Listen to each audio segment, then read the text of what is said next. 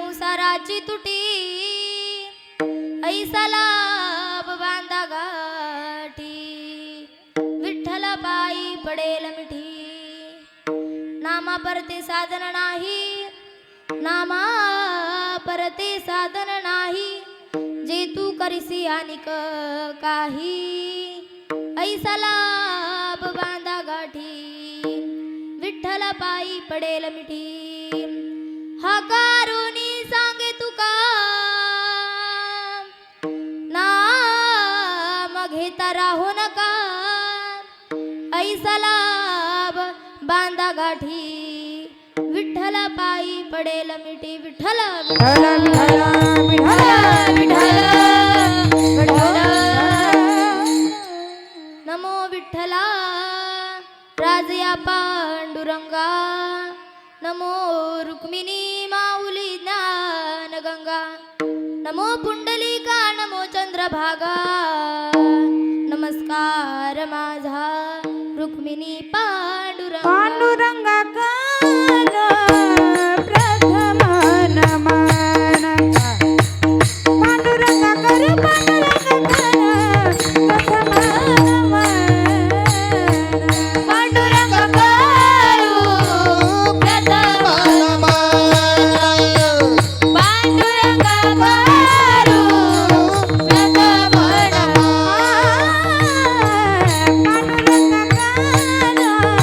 हो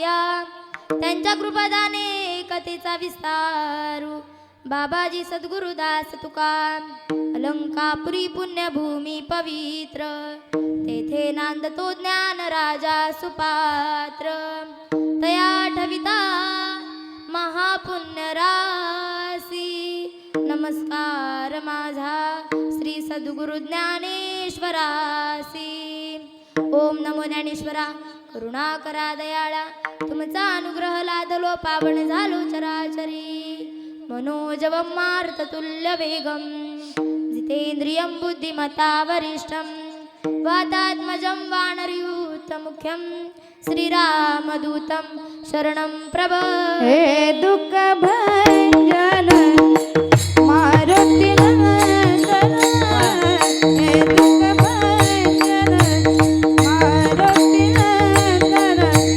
सुनला मेरी पुकार पवन सुत विनती बारंबार पवन सुत विनती बारंबार हे दुःख भंजन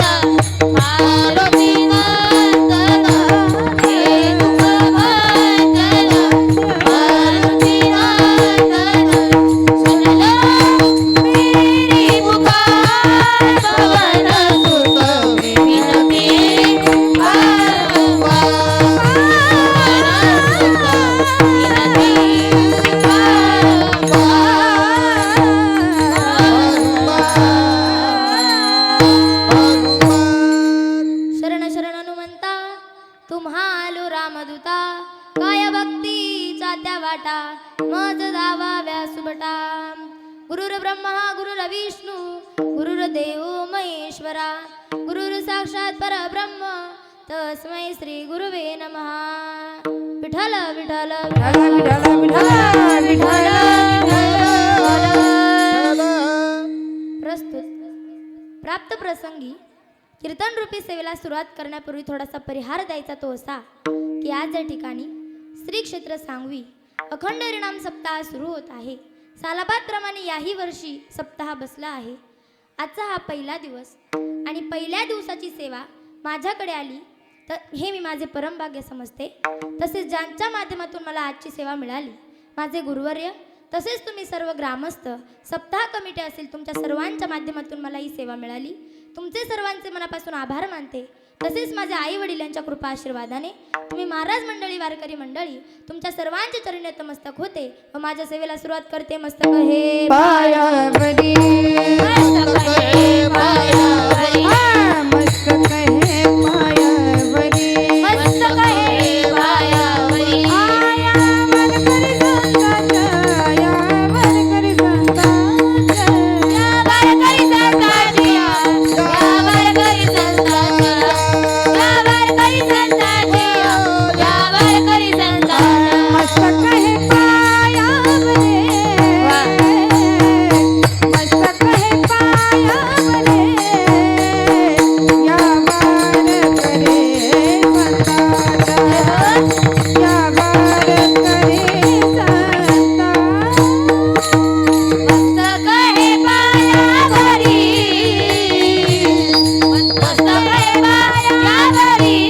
मस्तक हे पायावरी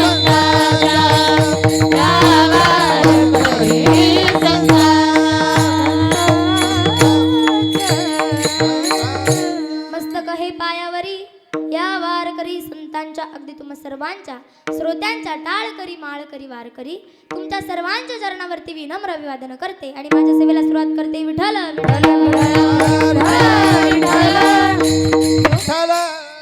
प्रस्तुत प्राप्त प्रसंगी सेवेकरता निवडलेला अभंग. जगद्गुरु जगद्वंदनीय संत सम्राट वैराग्याचे मूर्तिवंत पुतळे वारकरी संप्रदायाचे कळस विश्ववंद श्रीमंत तुकोबराय.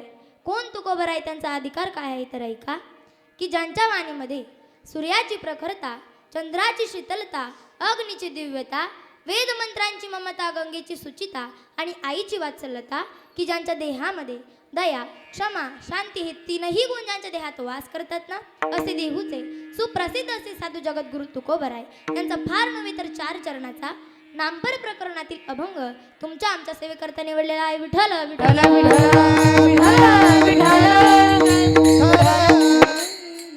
आजच्या सेवेकरता मी नामपर अभंग निवडलेला आहे. मग तुम्ही म्हणाल की आज नामपर अभंग का तर ऐका वारकरी संप्रदायाची अशी पद्धत आहे की सप्ताहाकरिता पहिल्या दिवशी नामपर अभंग घेतला जातो, दुसऱ्या दिवशी संतपर अभंग घेतला जातो, तिसऱ्या दिवशी संतपर, चौथ्या दिवशी भक्तिपर अभंग घेतला जातो, 5व्या दिवशी भक्तिपर अभंग घेतला जातो, 6व्या दिवशी उपदेशपर, 7व्या दिवशी मागणीपर, 8व्या दिवशी काल या प्रकारे आपण सप्ताह करत असतो. आणि आपल्या सप्ताहाचा आजचा हा पहिला दिवस आणि पहिल्या दिवसाच्या सेवेकरता मी नामपर अभंग निवडलेला आहे. विठ्ठल या अभंगाचा थोडक्यात अर्थ असा की नामाचा महिमा सांगताना तुकोबराय म्हणतात की आपण उठता बसता भगवंताचं नामचिंतन केलं पाहिजे. नाम घेता उठा उठी आणि त्याचा परिणाम काय होईल आपला आणि त्या दुःखरूपी संसाराचा तात्काळ संबंध तुटेल. होय संसाराची तुटी आणि त्यामुळे विठ्ठलाच्या पायी मिठी पडेल असा महत्वाचा लाभ तुम्ही तुमच्या पदरी बांधा. ईसा लाभ बांधा गाठी विठ्ठल पायी पडेल मिठी. नामासारखे दुसरे साधन नाही, हरिप्राप्तीसारखे दुसरे साधन नाही आणि दुसरे साधन जर तुम्ही केले तर ते व्यर्थ ठरले जातील. नामपरते साधन नाही जे तू करीसी आणि काही. आणि म्हणून तुकोबराय म्हणतात की मी हाक देऊन सांगतो नाम घेतल्याशिवाय राहू नका. हा करुणी सांगी तुका नाम घेता राहू नका. ऐसा लाभ बांधा गाठी विठ्ठल पायी पडेल मिठी. विठ्ठल विठ्ठल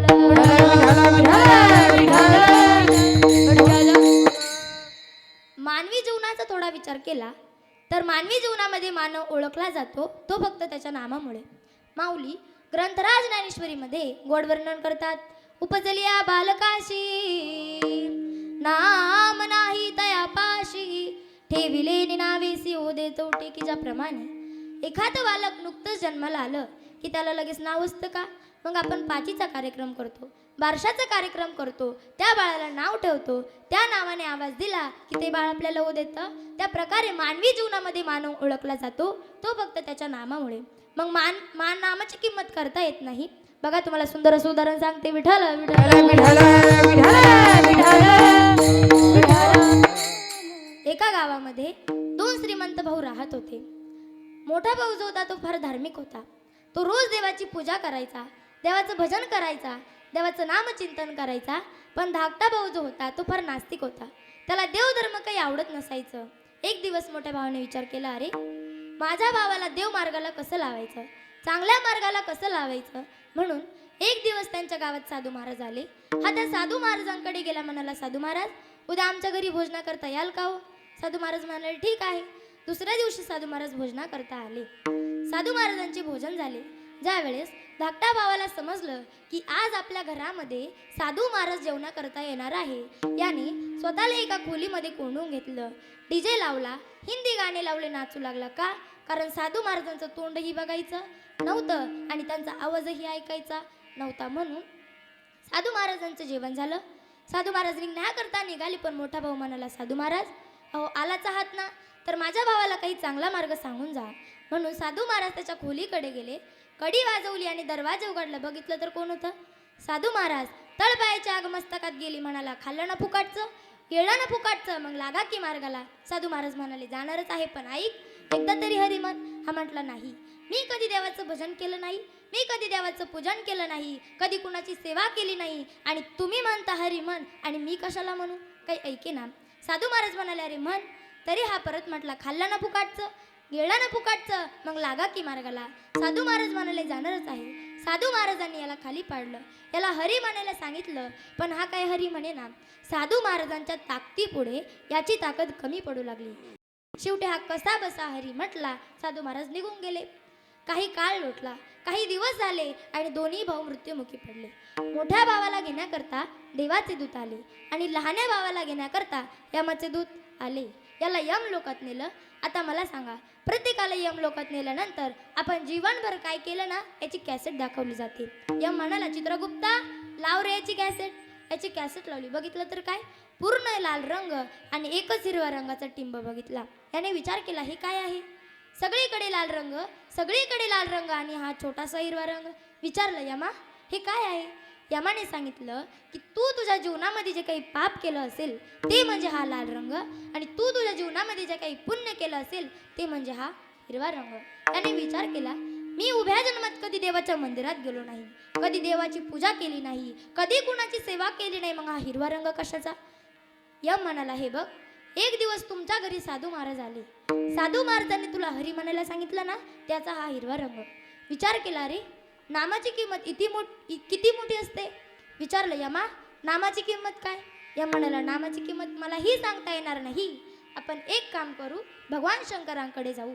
भगवान शंकरांकडे गेले. म्हणाले, भगवान शंकरा अहो नामाची किंमत काय?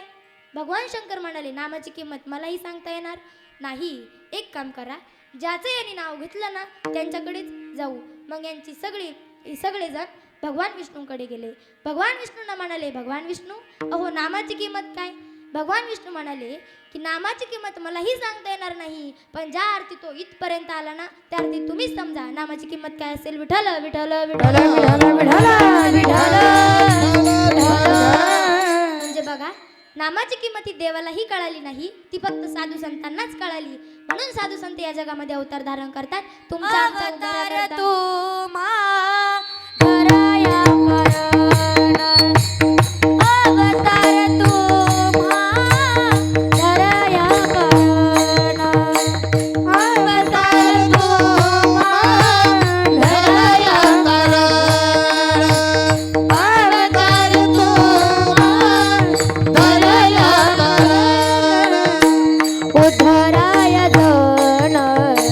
उद्धराय जन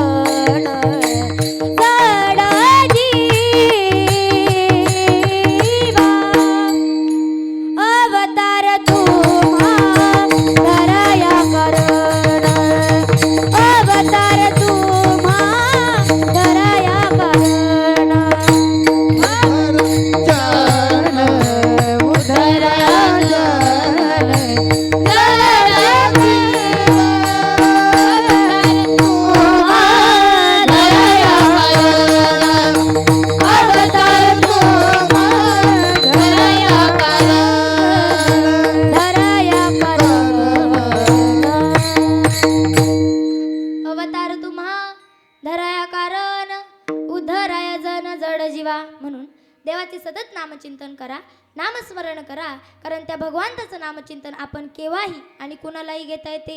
माऊली हरिपाठामध्ये गोड वर्णन करतात. ज्ञानदेव म्हणे नाम ही सुलभ सर्वत्र दुर्लभ, विरळ जाणे तुकाराम महाराज म्हणतात. एक गाव आम्ही विठोबाचे नाम अनिकाचे काम नाही आता. म्हणून कलियुगामध्ये मानवी देहाने जन्माला आलो ना, हेच आपलं भाग्य समजा. कारण हा देह देवाने कशासाठी दिला? देवे दिला देहा भजना गोमाता. देवे दिला देहा भजना गोमाता. देवे दिला देह भजना गोमाता. देवे दिला देह भजना गोमाता. देवे दिला देहा भजना गोमाता. देवे दिला देहा भजना गोमाता. देवे दिला देह भजना गोमाता. देवे दिला देह भजना गोमाता. तोया झाला पाटा बाधिकेचा. तोया झाला पाटा बाधिकेचा. देवे दिला देहा भजना गोमाता. देवे दिला देह भजना गोमाता. भजना देवी दिला देह भजना गोमटा.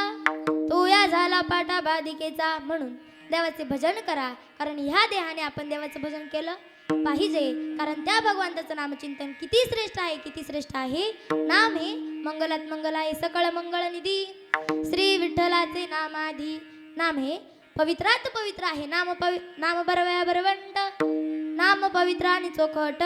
नाम स्मरे नीलकंठ निज सुखे निवाला.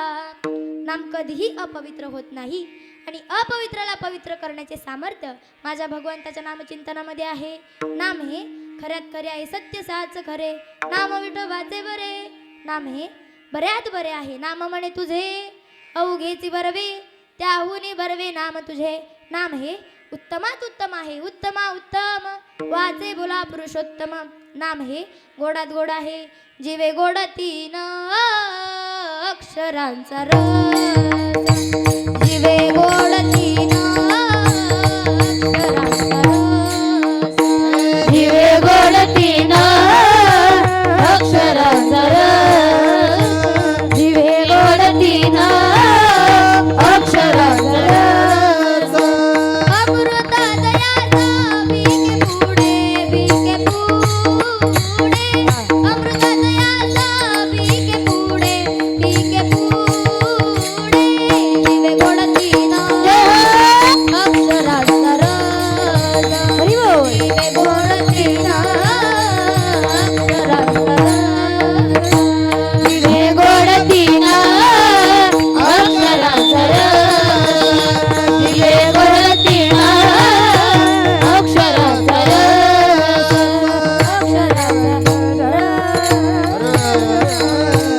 जीवे गोड तीन अक्षरांचा रस.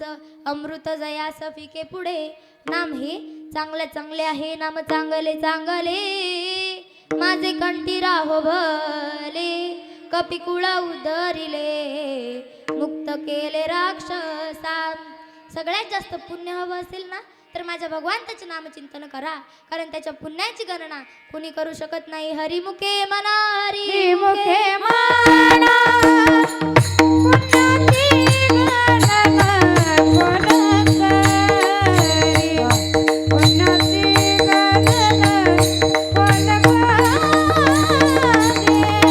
पुण्याची गणना कोण करी. हरी मुखे म्हणा, हरी मुखे म्हणा पुण्याची गणना कोण करी. पुण्याची गणना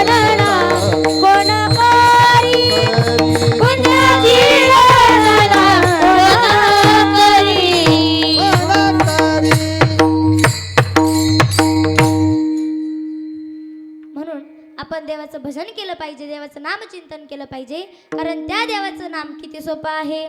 तुका म्हणे सोपे आहे सर्वाहुनी, शहाणा तो धनी घेतोय ते. म्हणून देवाचं भजन आपण उठता बसता चालता बोलता खाता पिता केलं पाहिजे. नाम घेता उठा उठी.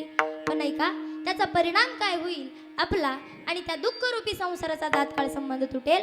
मग कुणाचा संबंध तुटला तर ऐका, संत तुकाराम महाराज इतकं देवाचं भजन केलं, इतकं देवाचं भजन केलं की त्यांचा आणि त्या संसाराचा कधी संबंध तुटला हे त्यांना सुद्धा कळालं नाही. रात्रंदिवस फक्त विठ्ठल विठ्ठल विठ्ठल हेच भजन केलं. दीन रजनी हाची धंदा, दीन रजनी हाची धंदा, दीन रजनी हाची धंदा, दीन रजनी हाची धंदा. हो गोविंदाचे पोवाडे, गोविंदाचे पोवाडे, दीन रजनी हाची धंदा, दीन रजनी हाची धंदा.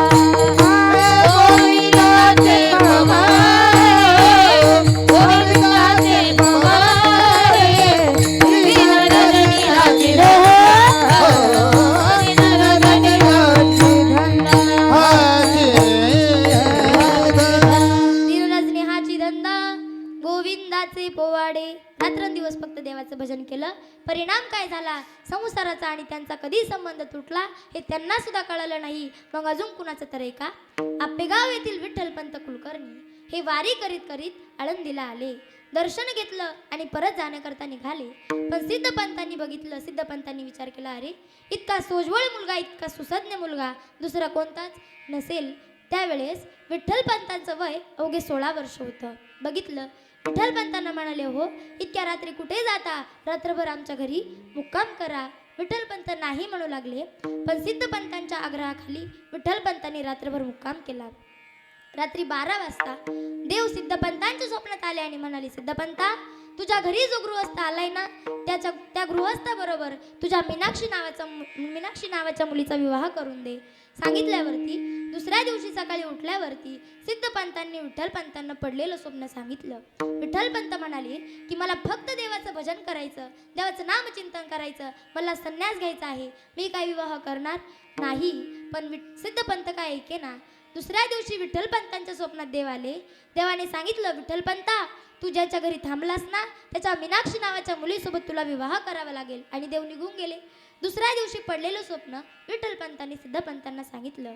आता देवाने सांगितलं नाही कसं म्हणावं, म्हणून विठ्ठलपंत विवाह करता तयार झाले. दुसऱ्या दिवशी सिद्धपंतांनी विठ्ठलपंत व रुक्मिणी मातेचं म्हणजेच मीनाक्षीचं यांचा विवाह सिद्धेश्वराच्या मंदिरामध्ये लावून दिला. विवाह झाल्यानंतर काही काळानेच लगेच विठ्ठलपंतांनी संन्यास घेतला. माझा दृष्टांत संपला. सांगण्याचा सिद्धांत एवढाच होता की देवाचं नामचिंतनाची इतकी गोडी लागली, इतकी गोडी लागली, परिणाम काय झाला, त्यांचा आणि त्या संसाराचा तात्काळ संबंध तुटला. म्हणून तुकोबाराय म्हणतात की आपण उठता बसता काय केलं पाहिजे, अभंगाचे नाम घेता उठा उठी, नाम घेता उठा उठी,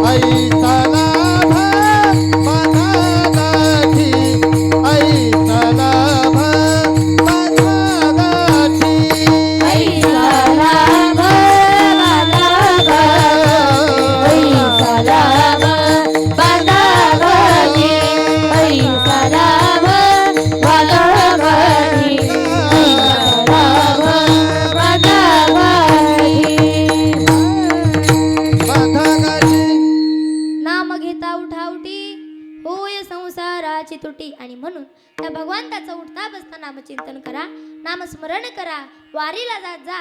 पण तुम्ही म्हणाल की ताई आमच्याकडे वारीला जाण्याकरता वेळ नाही. पण ऐका, लांब लांबून लोक वारीला येतात, पंढरपूरला जातात, पण आपण वारीला जात नाही. हेच मोठं दुर्भाग्य आहे. पण काही जातात, त्यांच्याकरता धन्यवाद. पण ऐका, राजस्थान या ठिकाणी एक खाटूश्याम नावाचं देवस्थान आहे. त्या ठिकाणी लाखो भक्त जातात. कशा करता? दर्शना करता. चला मग त्या भगवंताचं भजन करू. अंधेरो की नगरी से कैसे मैं पार जाऊं, श्याम भले ने आजा, हौसला हार न जाऊं. हो श्याम आजा, तीन बाण के धारी, तीनों बाण चलाओ ना, मुश्किल में दास तेरा बदल दिया ना. तीन बाण के धारी, तीनों बाण चलाओ ना, मुश्किल में दास तेरा बदल दिया ना. तीन बाण के धारी, तीन बाण चलाओ ना, मुश्किल में दास तेरा बदल दिया ना. तीन बाण के धारी, तीन बाण चलाओ ना, मुश्किल में दास तेरा बदल दिया ना. हारे के सहारे मेरी, हारे के सहारे, हारे के सहारे मेरी हार रहो ना.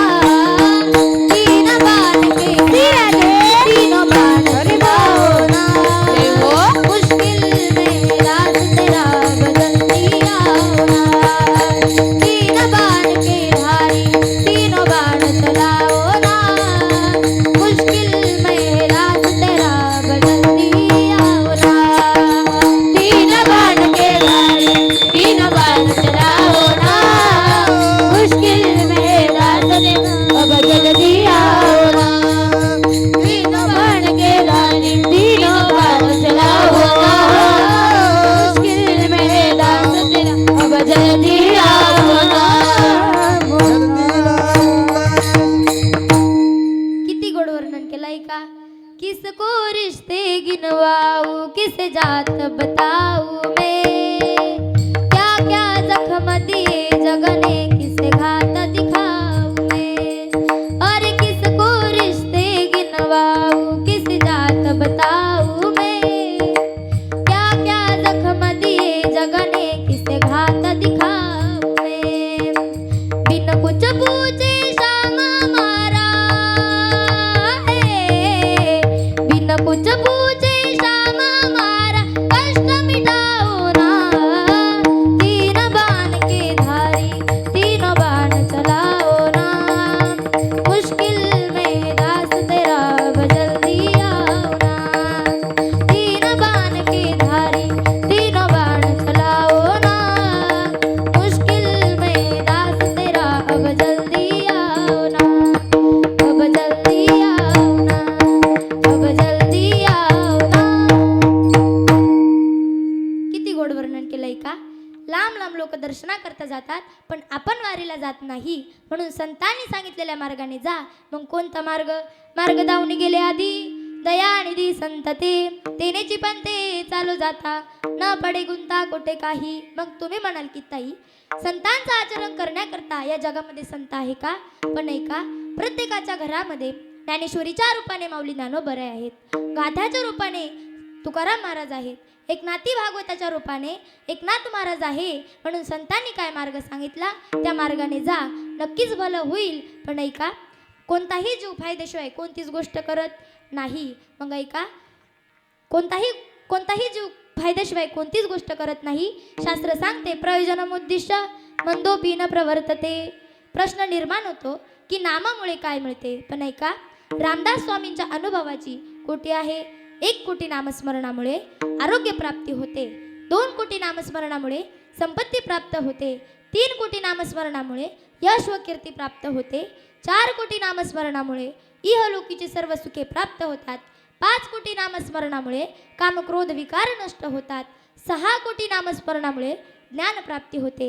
7 कोटी नामस्मरणामुळे अनुकूल पती पत्नी मिळतात. 8 कोटी नामस्मरणामुळे अपमृत्यू टळतो. 9 कोटी नामस्मरणामुळे स्वरूप साक्षात्कार होतो. 10 कोटी नामस्मरणामुळे प्रारब्ध कर्म संपते. 11 कोटी नामस्मरणामुळे संचित कर्म संपते. 12 कोटी नामस्मरणामुळे क्रियमान कर्म संपते.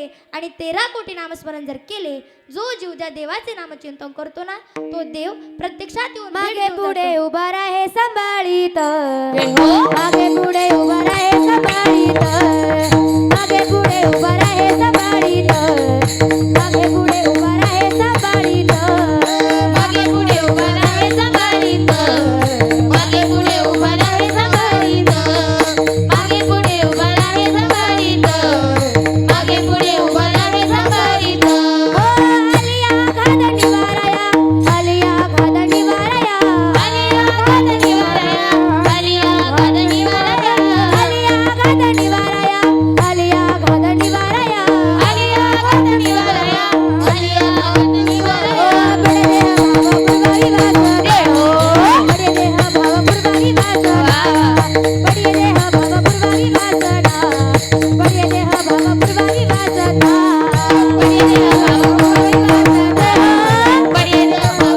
वासना, बडे देह भाव पूर्वारी वासना, बडे देह भाव पूर्वारी वासना, पूर्वारी वासना, पूर्वारी मागे पुढे उभा राही सांभाळीत, आलिया अगाध निवाराया. तो देव आपल्या मागे पुढे उभा राहतो. 13 कोटी नामस्मरण रामदास स्वामींनी 13 वर्ष केले, म्हणून राम प्रभूंनी त्यांना प्रत्यक्षात भेट दिली. नामामुळे भुक्ती मिळते, मुक्ती मिळते आणि भक्तीही मिळते. भुक्ती मुक्ती नामापाशी प्रत्यक्ष, चारी वेद साई देतात ती साक्ष किंवा भुक्ती मुक्ती सुखदायक साचार. पतित ज्ञान जीव तरले अपार. म्हणून देवाचं भजन करा, देवाचं नामचिंतन करा, असा लाभ आपला पदरी बांधा. कोणता लाभ? तर विठ्ठलाच्या पायी मिठी पडेल. मग ऐका, तुम्हाला सुंदर असं उदाहरण सांगते. विठ्ठल विठ्ठल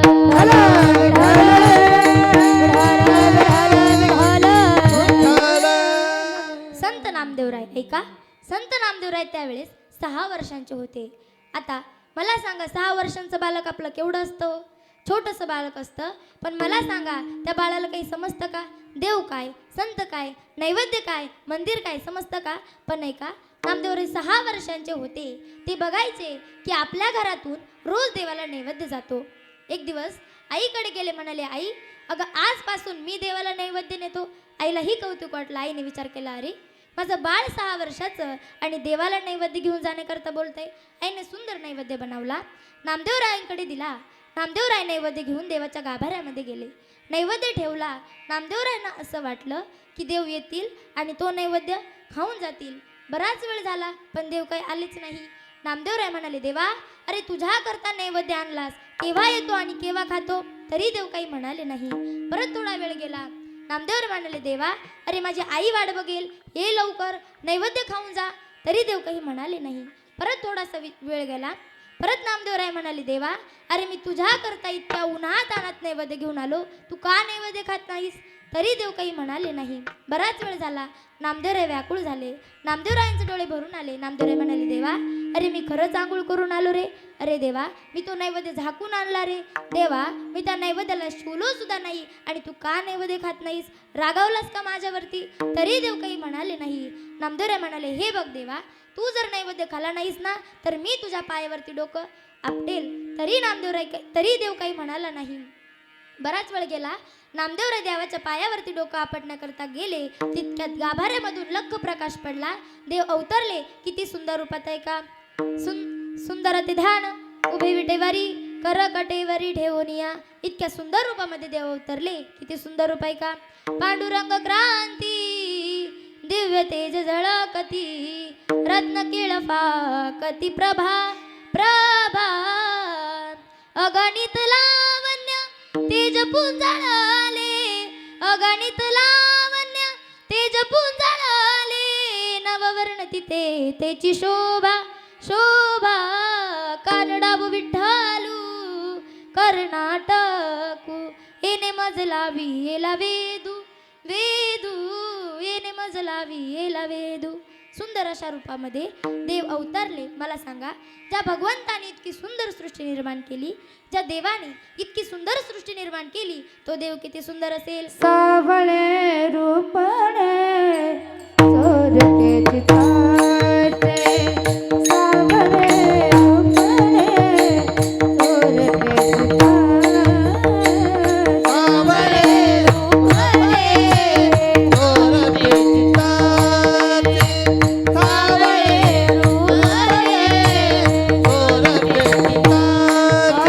सावळे रूपणे चोरटे चिताचे, सावळे रूपणे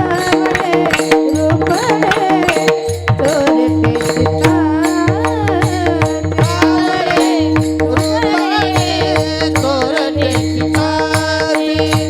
सावळे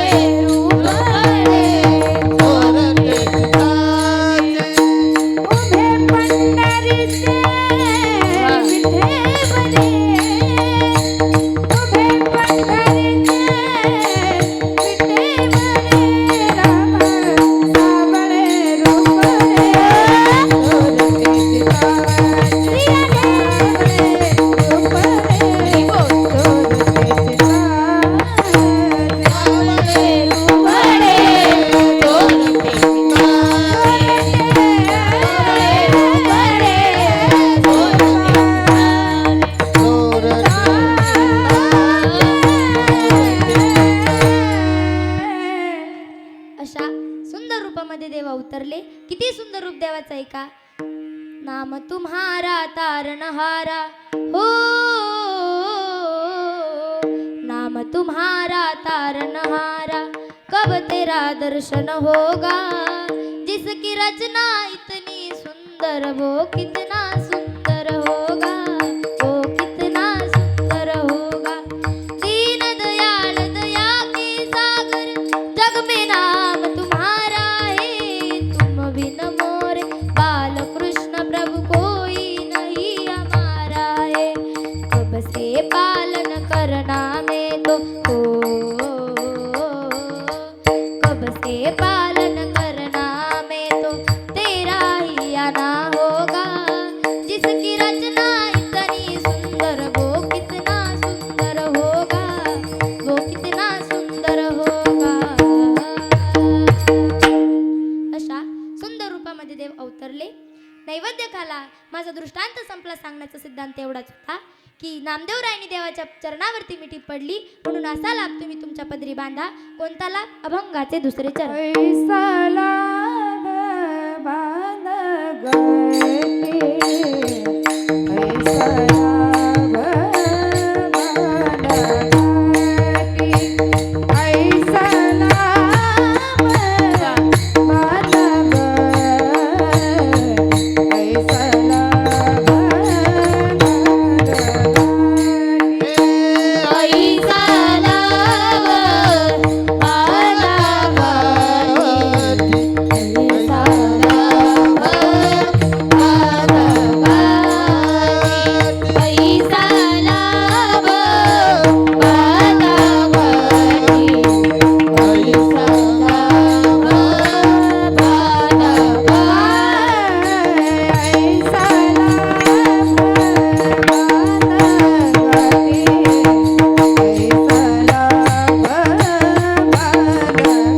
ऐसा लाभ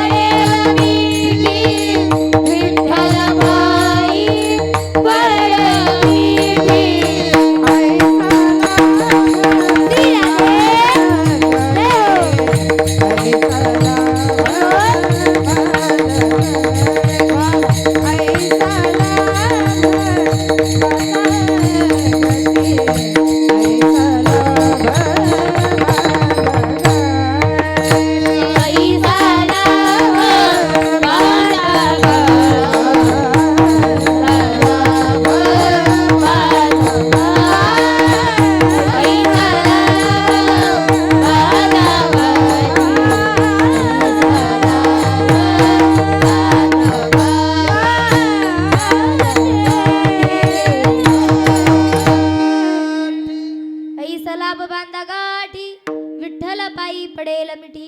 म्हणून देवाचं भजन करा, देवाचं नामचिंतन करा. तुम्ही म्हणाल की ताई देवाचं भजन करू पण आम्हाला देव भेटेल का? पण नाही का, 4 युग आहेत, सत्ययुग, त्रेतायुग, द्वापारयुग आणि आताचं चालू आहे ते कोणतं? कलियुग. सत्ययुगामध्ये देव ध्यानाने मिळायचा, त्रेतायुगामध्ये देव काही यज्ञ याग केल्यावर मिळायचा, द्वापारयुगामध्ये देव काही विधी कर्म केली की मिळायचा आणि कलियुगामध्ये कलियुगा माझी करावी कीर्तन तेने नारायण देईल भेटी. म्हणून देवाचे भजन करा, देवाचे नामचिंतन करा. कारण त्या देवाचे भजन जर आपण केलं तर तो देव आपल्याला तारतो. पण ऐका, किती पापी ऐका, अजामेळासारखे पापी लोकांना सुद्धा त्या देवाने तारलं. मग ऐका, अजामेळा भिल्लीनी तारिली कुंटीनी प्रत्यक्ष पुराणे वंदे केली. ब्रह्महत्या राशी पातके अपार वाल्मिकी किंकर वंदे केला. तुका म्हणे ते भजन प्रमाण काय थोरपण जाणवे ते. अजामेळ किती पापी होता ऐका, ब्राह्मण कुळातला होता, ब्राह्मण होता, पण रोज सकाळी उठायचा, देवाचे भजन करायचा, देवाचं नामचिंतन करायचा, पाठपूजा करायचा, मंत्र उच्चार करायचा. पण एक दिवस असंच गावामध्ये गेला. गावात गेल्यावरती एका वेशेला बघितलं, कामातूर झाला. त्या वेशेसोबत विवाह केला आणि त्या वेशेला घरी घेऊन आला. बायकोने विचारलं ही कोण आहे? बायकोला घराबाहेर काढून दिलं. आई वडील समजावू लागले, आई वडिलांनाही घराच्या बाहेर काढून दिलं. पण ऐका, ज्या दिवसापासून घरातली लक्ष्मी बाहेर गेली ना, त्या दिवसापासून घरातील देवपूजा, पाठपूजा, मंत्र उच्चार सगळे बंद पडले. आणि ऐका, त्या वेशीसोबत प्रपंच करू लागला. त्या वेशीपासून त्या अजामेळाला 9 पुत्र झाले आणि 10वा गर्भ त्या वेशीच्या पोटामध्ये होता. अजामेळा त्या एवढं सर्वांचं पालनपोषण कसं करायचं म्हणून जंगलामध्ये जायचा, चोऱ्या माऱ्या करायचा, शिकार करायचा आणि आपला उदरनिर्वाह करायचा. पण ऐका, बराच काळ लोटला आणि अजामेळ म्हातारा झाला. आता उदरनिर्वाह कसा करायचा, प्रपंच कसा चालवावा म्हणून त्या वेशीला काळजी वाटू लागली. पण एक शेजारची बाई आली आणि म्हणाली, अगं आपल्या गावात सत्संग आहे, चालते का सत्संगाला? म्हणाली ठीक आहे, गेले तर काहीतरी थोडं सुख मिळेल म्हणून सत्संगाला गेली. सत्संग झाला, साधू महाराजांचे दर्शन घेतले आणि म्हणाली, साधू महाराज उद्या आमच्या घरी भोजन करता याल का? साधू महाराज म्हणाले ठीक आहे, निघून गेली. दुसऱ्या दिवशी साधू महाराज वेशीच्या घरी भोजना करता चालले होते. पण 4-5 जणांनी अडवलं. म्हणाले, साधू महाराज कुठे चालला? अहो जिच्या घरी भोजना करता चालला ना ते एक वेशा आहे, तिच्या घरी कशाला चाललात? त्यावेळेस साधू महाराज म्हणाले, हो मी जाऊ द्या, पण माझ्या भगवंताने जातीचा, कुळाचा, धर्माचा विचार केला नाही. माझ्याही अगोदर एका पंढरपुरामध्ये एका वेशीला जागा दिली. ती वेशा कोण होती? संत कान्होपात्रा. मग मी कोण आहे? जातीचा, कुळाचा विचार करणारा. न पाहे याती कुळाचा विचार. साधू महाराज गेले, भोजन केले, निघण्याकरता निघाले. तितक्यात अजामेळ त्या साधू महाराजांना वाईट बोलू लागला, शिव्या देऊ लागला. साधू महाराजांचे त्या वेशीने पाय पकडले, माफी मागितली. म्हणाली, साधू महाराज मी फार दुःखी आहे, मी सुखी होईल असा काहीतरी मंत्र सांगा. साधू महाराज म्हणाले, तू एक काम कर, तू उद्यापासून नारायण नामाचा जप कर. साधू महाराज निघून गेले आणि त्या दिवसापासून ती वेशा नारायण नामाचा जप करू लागली. नारायण नारायण श्रीमन नारायण नारायण नारायण नारायण नारायण नारायण नारायण नारायण नारायण श्रीमन नारायण नारायण नारायण नारायण नारायण श्रीमन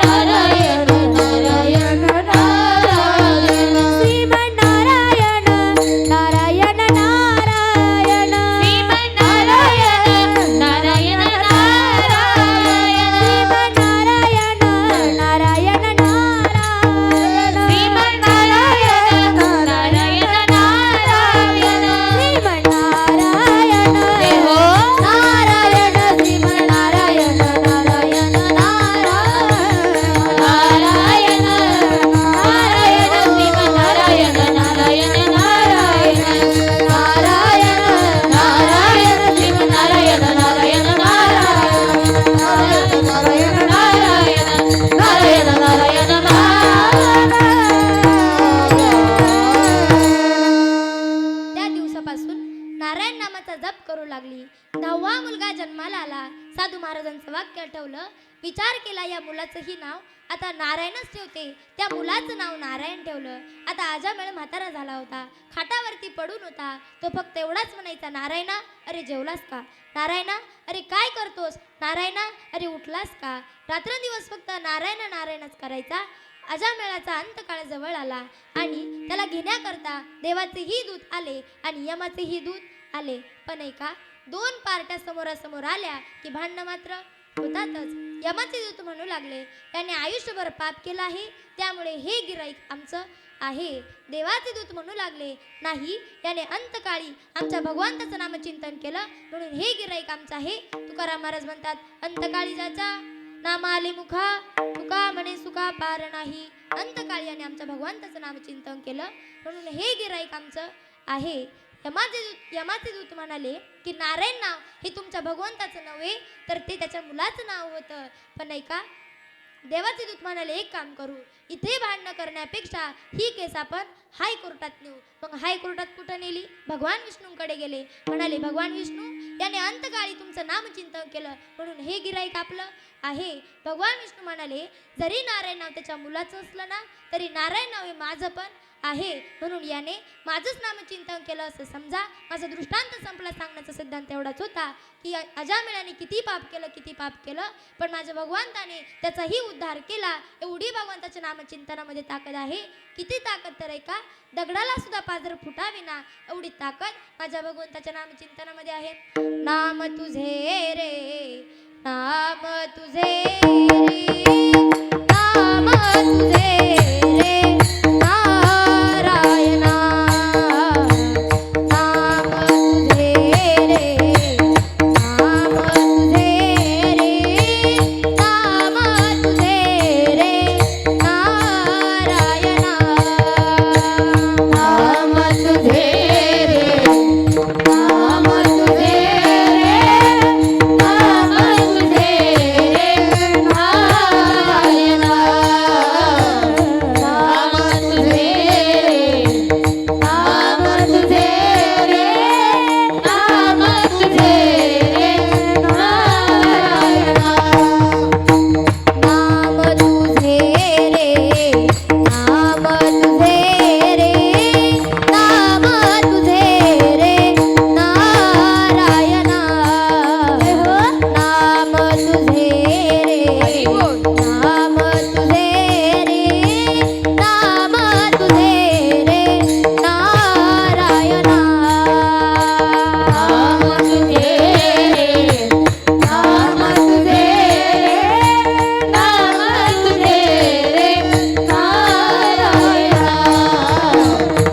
तुझे रे, नाम तुझे रे,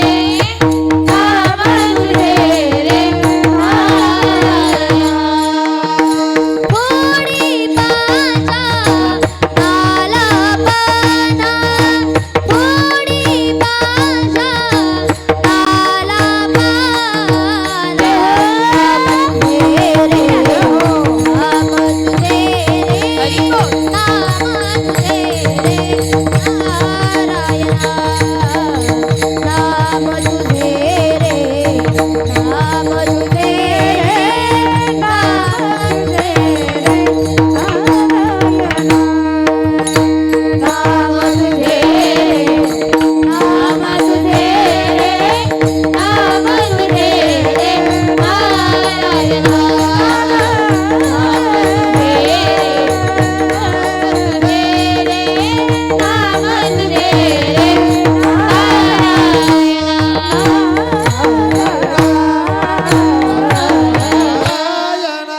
नाम तुझे रे, नारायणा.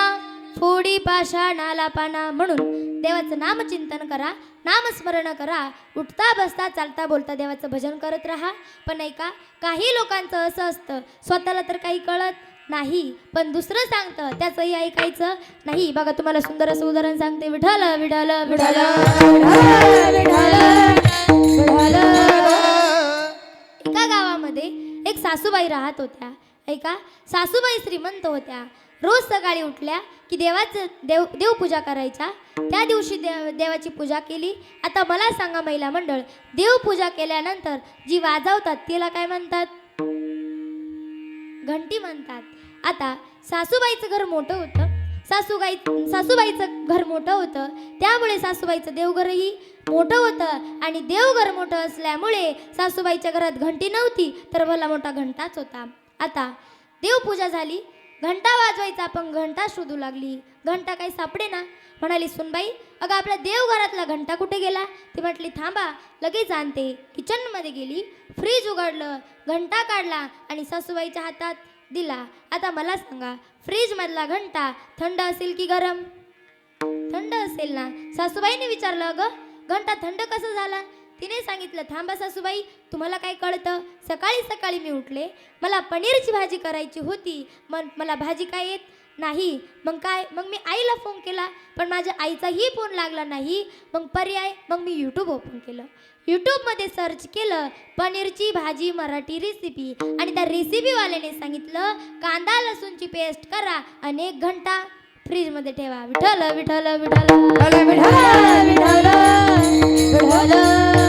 सासूबाई चक्कर येऊनच पडली. म्हणजे माझा दृष्टांत संपला. सांगण्याचा सिद्धांत काय होता? स्वतःलाही कळत नाही आणि दुसरं सांगतं त्याचंही ऐकायचं नाही. असंच एक दिवस एक सुनबाई सकाळी सकाळी उठली आणि आपल्या सासूबाईला आत घ्यायची बाहेर काढायची, आत घ्यायची बाहेर काढायची, आत घ्यायची बाहेर काढायची. तिचा हा उपक्रम जवळपास 1 तास चालू होता. शेजारच्या एका गृहस्थाने विचारलं, ताई ही काय करतात? तुमच्या सासूला का त्रास देतात? मी सकाळपासून बघतो तुम्ही तुमच्या सासूला घरामध्ये घेतात, आत घेतात बाहेर काढतात, आत घेतात बाहेर काढतात, नेमकं तुमचं चालू तरी काय आहे? ही म्हणली, थांबा हो, तुम्हाला काय कळतं? सकाळी सकाळी मी उठले, टीव्ही लावला, टीव्हीवरती रामदेव बाबांची योगासनं चालू होती. रामदेव बाबांनी सांगितलं, सास को अंदर ले लो, सास को बाहर छोड़ो, सास को अंदर ले लो, सास को बाहर छोड़ो. माझा दृष्टांत संपला. सांगण्याचा सिद्धांत काय होता? स्वतःलाही कळत नाही आणि दुसरं सांगतं त्याचंही ऐकायचं नाही. असे काही लोक असतात, हे स्वतःच्या मार्गाने जातात. मार्गे गेला, मनोमार्गी गेला, मार्गे गेला, मनोमार्गी गेला, मार्गे गेला तो तेथी मुकला. मार्गे गेला, मनोमार्गी गेला, मार्गे गेला, मनोमार्गी गेला, मार्गे गेला तो तेथी मुकला. मनोमार्गी गेला, मनोमार्गी गेला, मनोमार्गे गेला तो तेथे मुकला. मनोमार्गे गेला, मनोमार्गे गेला, मनोमार्गे गेला तो तेथे मुकला. पाठी स्थिरावला वा. तोची धान्य, हरी पाठी स्थिरावला तोची धान्य. जय हो. हरी मुखे म्हणा, हरी मुखे म्हणा, हरी मुखे म्हणा, हरी मुखे म्हणा, हरी मुखे म्हणा, हरी मुखे म्हणा,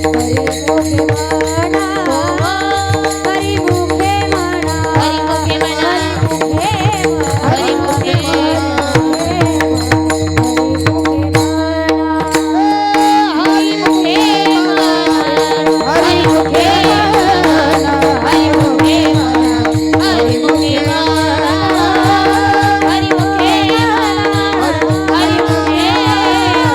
हरी मुखे म्हणा, हरी मुखे म्हणा, हरी मुखे म्हणा, हरी मुखे म्हणा, हरी मुखे म्हणा. मनोमार्गी गेला तो तेथेची मुकाला, हरी पाठी स्थिरावला तोची धन्य. म्हणून देवाचं भजन करा, देवाचं नामचिंतन करा, कारण देवाच्या नामासारखे दुसरे कोणतेच साधन नाही. आणि दुसरे साधन जर तुम्ही केले तर ते व्यर्थ ठरले जातील. अभंगाचे 3रे चरण. नामा परते साधन नाही, नामा परते साधन नाही, नामा परते साधन नाही, नामा परते साधन नाही.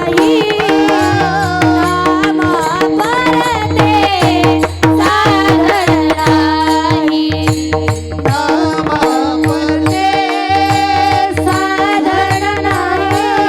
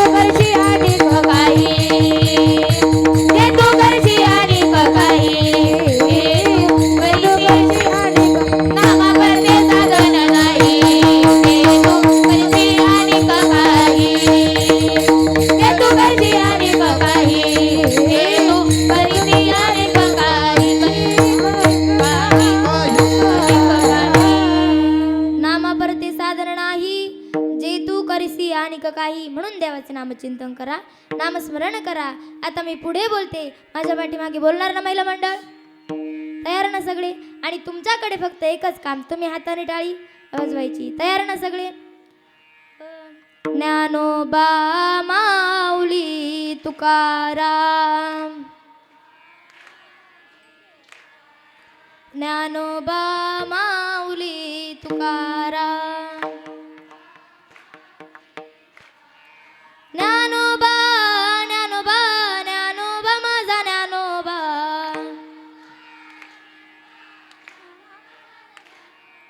ज्ञानोबा ज्ञानोबा ज्ञानोबा माझा ज्ञानोबा,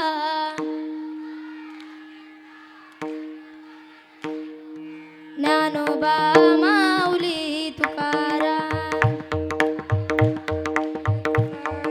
ज्ञानोबा माऊली तुकाराम, ज्ञानोबा माऊली तुकाराम, ज्ञानोबा माऊली तुकाराम, ज्ञानोबा माऊली तुकाराम, ज्ञानोबा माऊली तुकाराम, ज्ञानोबा माऊली तुकाराम, ज्ञानोबा माऊली तुकाराम, ज्ञानोबा माऊली तुकाराम.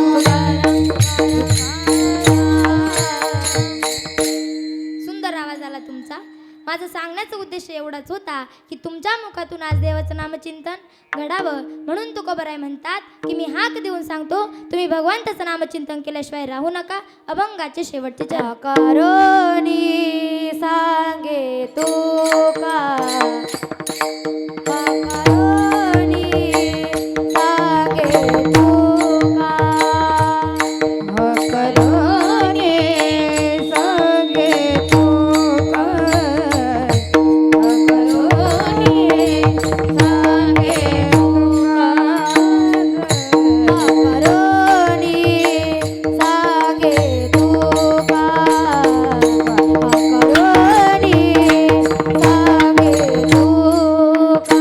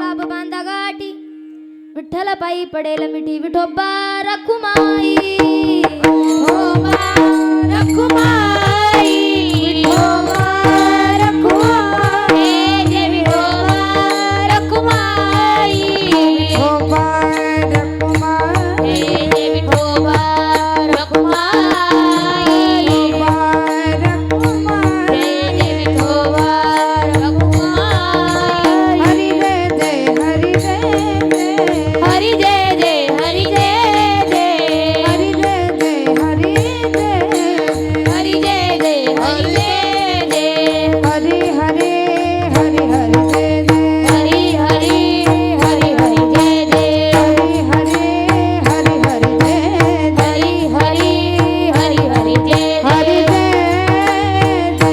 जय हरी जय हरी जय जय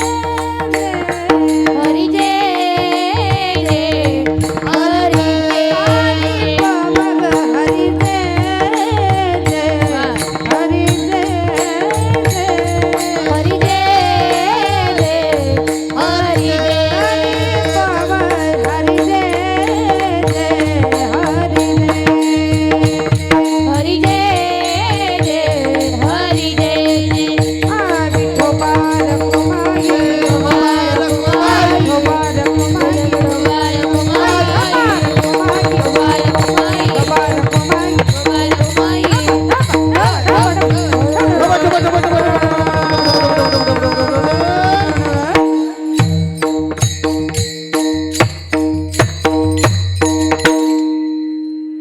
आज या ठिकाणी सुंदर अशा वातावरणामध्ये सेवा पार पडली.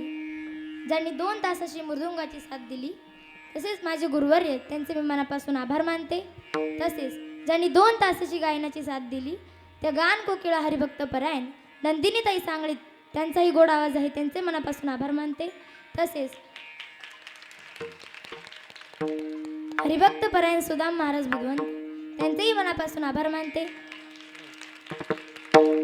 ज्या मुलींनी 2 तास गायनाची साथ दिली, पाठीमागे गोड साथ दिली, तुम्हाला माहीतच आहे. ध्येयपूर्ती वारकरी शिक्षण संस्था सर्व मुलींचे मनापासून आभार मानते. तसेच कार्यक्रमाकरता उपस्थित सर्व पाहुणे तुमचेही मनापासून आभार मानते. माझ्या गुरुवर्य ताई तुमचेही मनापासून आभार मानते. कार्यक्रमाकरता ज्यांची गोड अशी सिस्टीम आहे सुजित दादा कातोरे, त्यांचेही मनापासून आभार मानते. ज्यांनी 2 तास कार्यक्रमाची शूटिंग केली दादा तुमचेही मनापासून आभार मानते. झालेली सेवा हनुमंतरायांच्या चरणी अर्पण करून सेवेला पूर्णविराम देते. सर्वांनी आपले दोन्ही हात वर करा. शेवटचं भजन घ्यायचं आहे. तुलेले हरी का नाम विठ्ठल पांडुरंगा, तुलेले हरी का नाम विठ्ठल पांडुरंगा, तुलेले हरी का नाम विठ्ठल पांडुरंगा, तुलेले हरी का नाम विठ्ठल पांडुरंगा, पांडुरंगा पांडुरंगा पांडुरंगा पांडुरंगा पांडुरंगा पांडुरंगा